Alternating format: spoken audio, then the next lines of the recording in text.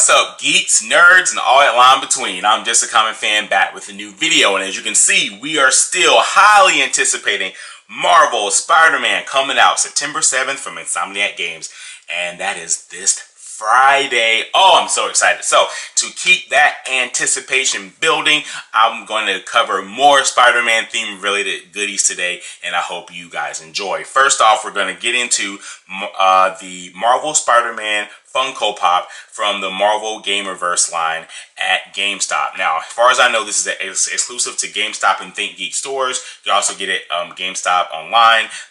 Gamerverse is a brand by GameStop to showcase new Funko figures and items based on video games. Here we have Marvel Spider-Man. Now, no, I'm not playing a trick on you. This isn't the invisible suit, but wouldn't it be cool if there was an invisible suit in the game? I think that would be hilarious. But here we have the box, and I'll tell you why the pop figure is already out of the box in a second here. But here you have Marvel Spider-Man. Again, clear window display, side preview, a little preview of the figure here. Awesome artwork here. Awesome artwork here on the back of the figure, and then the Funko Pop logo with the preview of the figure there. So let's jump right into it. The figure is right down here. I'm going to tell you what I like about this figure, and I'm going to tell you what I don't like about this figure, because this is not going to be one of my favorite pops of the year. I can promise you that. So here we have Insomniac Spider-Man. As you can see here, we have detail. We have a pretty generic standard head, which I'll get into in a second. There is texture here on the lenses, which we now call them, because I never ever called them that until the Deadpool movie, and then the Civil War, and then the Spider-Man Homecoming film. So apparently now they are lenses. They're not just part of a mask. There's some tech behind there. You have the White Spider here, and I know a lot of us thought when the game was announced that this was going to be a crappy game. What is going on? Because, you know, we've gotten some crappy games in the past. Everybody, you know, hailed Spider-Man 2 as the best Spider-Man game. I think Ultimate Spider-Man was a fantastic game as well. And I don't think people talk enough about that game. I thought it was really, really cool with the cell shading comic book art that they used for the entire world. But, of course, the gravity-based physics of the web swinging in Spider-Man 2 is what everybody always talks about, and it was pretty good. But Insomniac has came out and said, no, we're all fans of Spider-Man. Marvel came to us and asked us which character would we want to do, and we picked Spider-Man. And so they wanted the white logo just to symbol that this is Insomniac's Spider-Man, part of the Insomniac Spider-Man world, universe.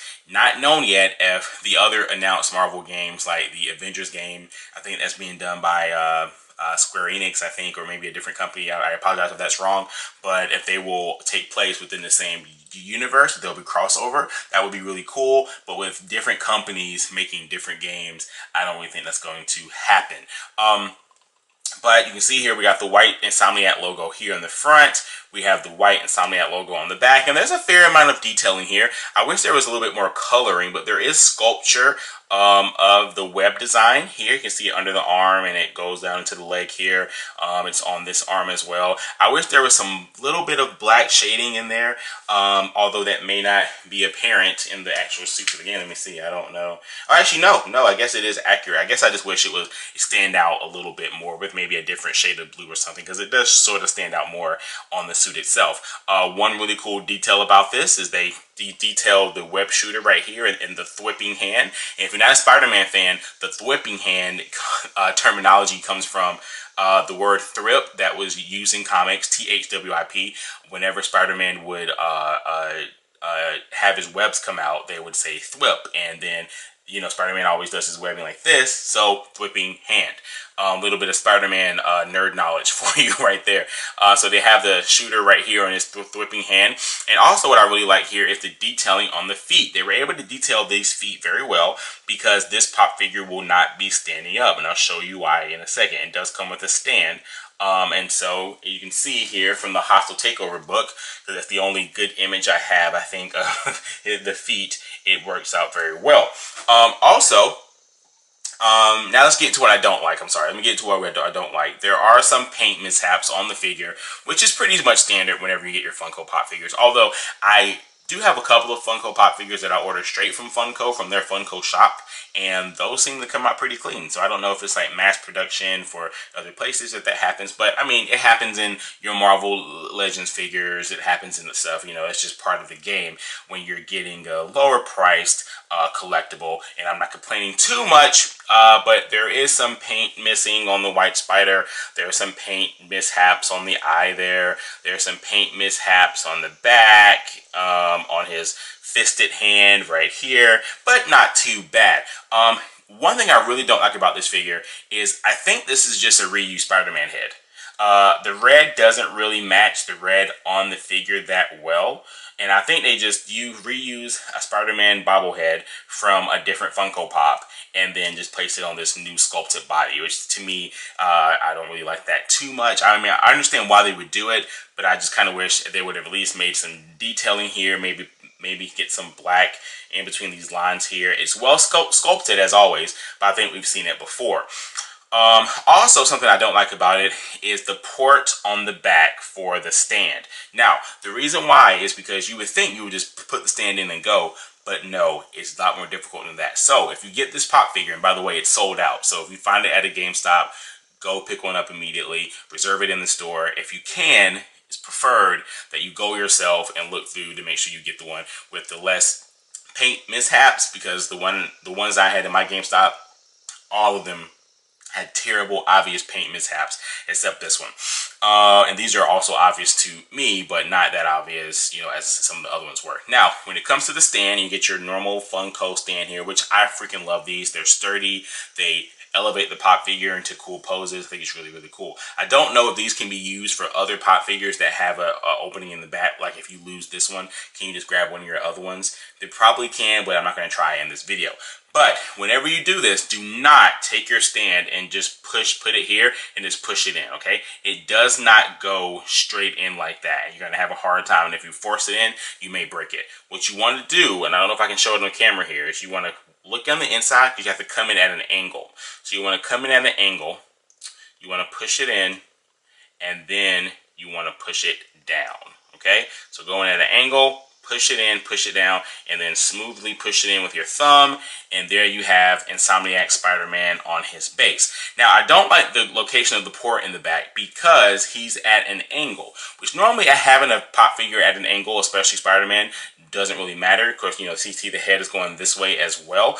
Of course, you could probably force the head to turn if you want to, but I don't really trust the springs that are used in these pop figures, and so I don't like to move around my bobbleheads that much. And by the way, also, Marvel, what is your deal with the bobbleheads? Do you think it's just exclusive and you can just, hey, Funko, all of our Marvel Pops will have bobbleheads and none of the others will? I personally am over it. I love the DC themed Pops and pretty much all the other Pops because the bobbleheads, they're not bobbleheads, they're just standard heads. They do have, and you can turn them a little bit if you would like.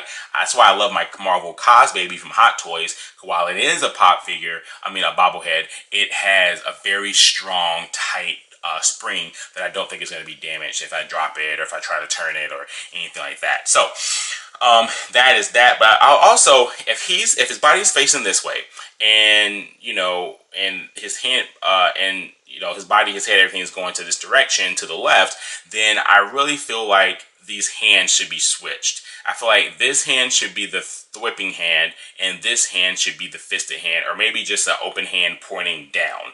I think that would really kind of give the illusion that he's trying to swing away instead of this one, because it looks, I don't understand why his body would be turned this way, but his whipping hand is turned in the opposite direction. So that's one of the problems I have with this figure, but still a pretty cool figure, and I definitely want to try to work out some display for the game.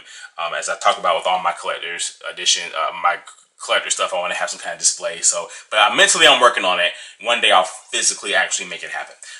Now, I want to show you guys one more thing. It's really, really cool. And this was a E3 convention exclusive. So at E3 this year, they had a huge presence for Marvel Spider-Man by Insomniac Games. They had they recreated like a street of New York, and there were all these newspaper little stands where you pull out and get a paper, and they were real actual newspapers of issues of the Daily Bugle, and I got one. So here we have Jailbreak, Wrath Leaks. This is a special edition, a Daily Bugle from E3 2017.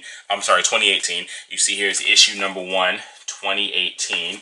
And very important, if you guys aren't currently following this right now, on the PlayStation.com blog, if you go to PlayStation.com/Daily Bugle, you can actually read issues of the Daily Bugle detailing the events of leading up to the video game. I'm interested to see how those stories kind of coincide with the Hostile Takeover book, but they kind of cover Spider-Man dealing with the villains that we saw in the E3 trailer and some other stuff as well. So I think that's really, really cool. Let me go ahead and open this up and show you guys this. You have here this awesome image of Spider-Man from the trailer. What I also noticed here is, I don't know if this is supposed to be like a plane or a helicopter or a hand right here. It looks kind of creepy. I don't know. But it also has here City Hysterical at Supermax Prison Short Circuits, which we saw in the trailer. And Short Circuits because Electro is the one who kind of starts the breakout of all the villains in the prison. And it's written by Robbie Robertson. As a kid, I always loved Robbie Robertson in Spider-Man. I loved Robbie in the Spider-Man cartoon on Fox Kids because he was the only consistent black character on the show. And then when they would give him storylines, I think he had a storyline maybe with the Lizard at one point, and then maybe with Michael Morbius, and then I think there was another one with his kid, maybe his son, and then you got to see his wife. I mean, they really did a lot on that show. It wasn't consistent, but they did a lot on that show with certain episodes to really flesh out Robbie as a character. So I thought it was really, really cool. And we've never gotten that in any of the movies at all. So I'm really hoping that we get a cameo at least by Robbie Robertson and the new Spider-Man film Far From Home that's coming out, next year? The movie's coming out, or the year after, I'm not sure. But on the back, you have an awesome image of the game with your PS3 controllers, PS4 controllers, I'm sorry. These don't really have anything to do with the game. I think it was just a cool image. And then there's another image of just Spider-Man with the red background. So there's like variant issue, there's variant copies, I guess you can call it, of this out there as well. And then of course they have the September 7th, 2018 release date. Also here on the bottom, it gives a preview of what else is in the issue. It says Spidey squashed, costume crime fighter missing in action, and the Raft doomed from the start. Those are other stories in here. And guys, this is a legit newspaper. Like, there isn't just one image on the front. You open it up and there's actual stories here. So I don't know if I can showcase this, guys. I'm gonna try my best. Over here we have Fearsome Foursome Freed, detailing Electro, Rhino, Vulture, and Scorpion. It says stopped in its tracks. There's a train crash down here that that Spider-Man was a part of. You have Spidey squashed by when he's getting his butt kicked by Mr. Negative, one of the main villains in the game. You have some ads down here for Oscorp, create the future at Oscorp Industries. You have an ad down here. Man, this is so cool. You have an ad down here for Nelson and Murdoch, which we know is the attorney office for the alter ego of Daredevil. We have Fisk to NYC, I'm the one who kept order, which we've seen in the most recent story trailer where Fisk was telling Spider-Man, you know, you're making a mistake. I'm the only thing that has kept the city in order. Putting me behind bars is going to set the city ablaze with crime. And then that's what Spider-Man is going to be dealing with in this game. The use of color in this is really good too. You got the black and white, obviously, because it's a newspaper. But then you have, oh, I'm so sorry, guys. I tell you, it's a really big thing to try to show on this camera. But the red and green here to outline the profiles of the villains, I think it's really, really cool. And then you have stories in here written by MC Benny Urich, Cat Farrell. I don't know. I've never heard of Cat Farrell in a Spider-Man comic book before. Co-edited by Betty Brant. So Betty Brant showing up in here. And then, as we know in the game, Mary Jane Watson works for the Daily Bugle. And this article here, titled "The Devil in Lee," talking about the alter ego of Mr. Negative, Martin Lee, was written by, somewhere down here you can see, Mary Jane Watson. So that is really cool as well. Then we have Failure to Launch, Bubbling City Officials Bungle Mayor's Agenda, The Raft Doomed from the Start, written also by Robbie Robertson. The Demons in Detail, talking about Mr. Negative's villain, goons, his henchmen, written also by Robbie Robertson. There is a Daily Bugle webcast that is hosted by Mary Jane Watson, so we're probably going to be getting some of that in the game as well. And then on the last page we have White Hot Spidey, Spider-Man debuts smoking new suit. If you read the comics, you know that Betty Brant has always had a thing for Spider-Man. And so it's not a surprise that she titled this article White Hot Spidey, Spider-Man debuts a new smoking suit, written by Betty Brant. And oh man, Spike Newton's newspaper. You can see that image there. There's also here at the bottom, you have greatest hits on the city. And you have some more information on the villains in the game. Magnificent Minds, Midtown High School proves its students are brilliant. Bot Makers by Mary Jane Watson. And pictured here is Miles Morales, who joins the robotics program at Midtown High. So I think that maybe Miles Morales is going to help Spidey make more of his electronic items, like the Spidey drone and stuff like that we've already seen announced for the game. So that's really cool. I think it's a really cool way to have Miles Morales involved. We also have a magnificent property for sale on 895th Avenue. Historic 19th century home, spacious. Visit open houses weekend, light refreshments offered. I wonder if that's going to be the Osborn's mansion. Oh, it's probably Kingpin's mansion, 5th Avenue. Yeah, but that's supposed to be a Kingpin house that's now on sale. You got your Daily Bugle horoscope. You have crossword puzzles and stuff up here. You can do an ad to advertise in the Daily Bugle itself. I mean, oh, it's gorgeous. So if you guys can pick this up, you can get it on eBay. There's a couple of these on eBay. They're going for around $10 a pop. If you think that $10 price is worth it, I don't know if it is or not. If you think that $10 price is worth it, grab this. I think it's a really cool collectible. And also, it gives you really good insight and details on what's happening in the game, what's going to be coming up soon. I think it's really cool. So that's it, guys, for today. Thank you guys so much for watching. The video was a little bit longer because I actually have not read that newspaper yet, and so I didn't realize how cool it was, and now I can't wait to go read it right now. Thank you guys for watching. Make sure to subscribe and hit the bell down below, as I'm going to be having more Spider-Man videos this week. And hey, I'll catch you guys soon. What do I know? I'm just a common fan. Hey, no, no.